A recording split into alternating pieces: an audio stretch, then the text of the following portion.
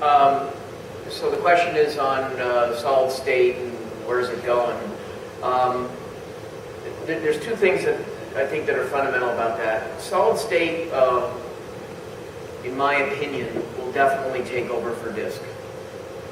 It will, because nobody wants moving parts. It's just silly.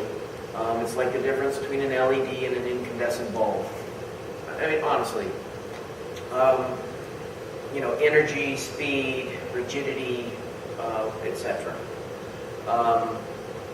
But the rapidity or the transition is going to be far longer than anybody thinks, for the same reason we have tape today.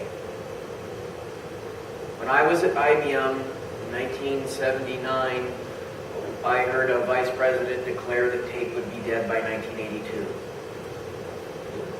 You have all heard that coal would no longer produce any energy if you're old enough. And there's people here, forget. There's people here that weren't born in the 60s. But in the 60s, with nuclear energy, everybody said nuclear would take over and coal would be gone, right?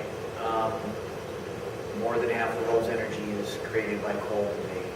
So the moral of that story, and there's tons of other examples of that, and you all probably have a lot of them, but the moral of that story is that disk drives will be around for a long time. There's over 550 million disk drives produced last year.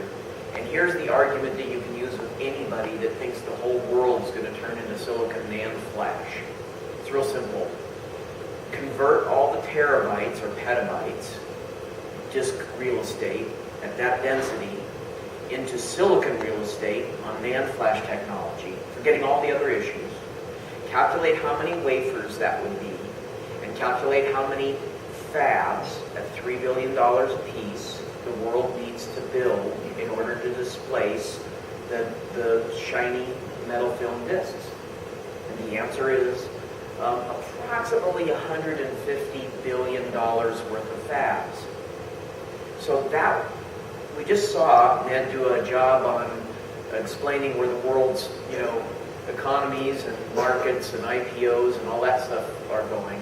Who's going to write the check for $150 billion? I can't help this, I have to say this, besides our government. The thing that throws those kind of numbers around as if they don't mean anything. Who's going to write that check?